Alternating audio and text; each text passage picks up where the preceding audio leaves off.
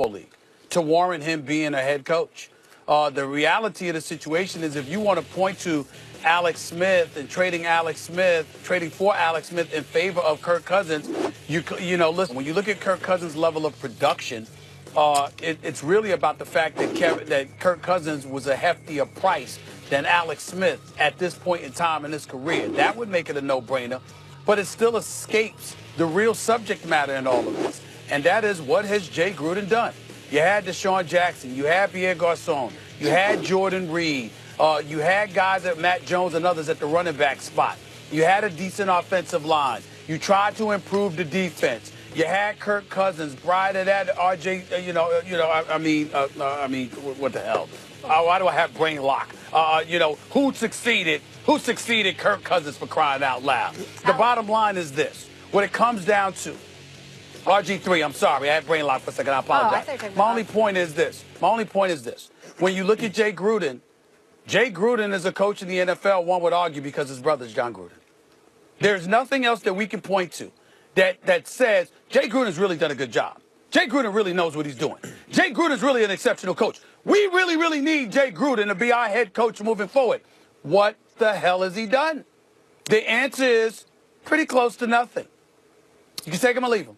I don't think Jay Gruden has established himself as an elite coach or maybe even an NFL coach with much job security. I agree with you there.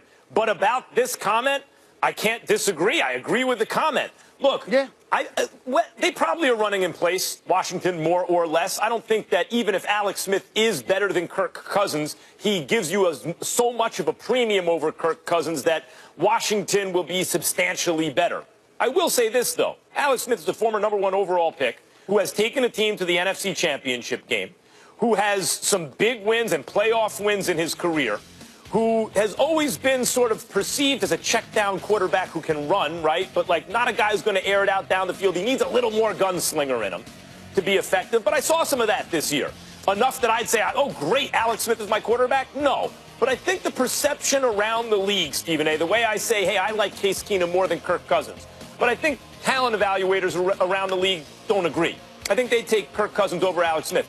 I think talent evaluators around the league would mostly take, by a little bit, Alex Smith over Kirk Cousins. Now you factor in the idea that Kirk Cousins just got $84 million guaranteed in a 3-year deal, and Alex Smith got $71 million guaranteed in a 4-year deal, 94 all in. But really, when you consider Kirk Cousins' deal, it's like, usually that 4th year, that whatever year over the guarantee, that's there because the team controls the player. No.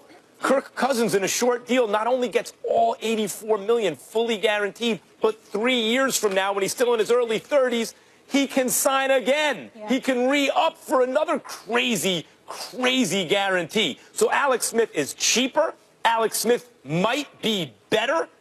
That's a no-brainer. Well, listen, like I said, you can say it's a no-brainer, and I'm not going to disagree with that at all. But what does that say about Jay Gruden? You did have Kirk Cousins that just started the last 3 years.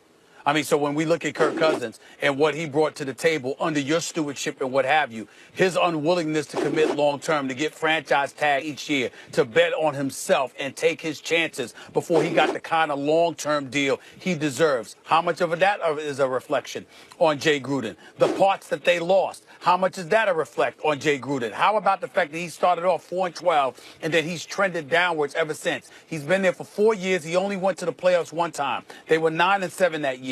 The next year they were 8-7-1, and last year, whatever their record was, 7-9 or whatever the case may be. He's been trending in the wrong direction. He's got 1 playoff appearance in 4 years. Your quarterback that you had under your stewardship is gone. You're saying it's a no-brainer to have somebody else instead of him. It seems to me, when you take that into account and you look at all the other pieces that have changed with the Redskins organization, we seem to be pointing the finger at everything and everyone but Jay Gruden, who is the head coach, by the way, who's the former offensive coordinator in Cincinnati. But since he's arrived in Washington, over the last 3 years, his offense has ranked 20th or worse over the last 3 years. I'm just saying, at some point in time, do we get to look at him? Another advantage that the Eagles have in the NFC East is take a look at the head coaches around the NFC East and look at Peterson and think of what a premium, what an advantage that is for Philadelphia. On top of the quarterback, on top of the roster and everything else of young players who seem to like to play together, who are locked up long term, which, you know, keeping the team together with that. Look at the coach. The Giants, it's not working out. The Cowboys, we know why Jason Garrett is there. And I more or less agree with you about Jay Gruden. He's not an elite coach, to say the least. And yet the Eagles have a guy that gives them a tremendous advantage. Alex Smith had a better QBR, completion percentage, and TD to interception ratio than Kirk Cousins. Still to come, gentlemen. Stephen A's final take on it being Kevin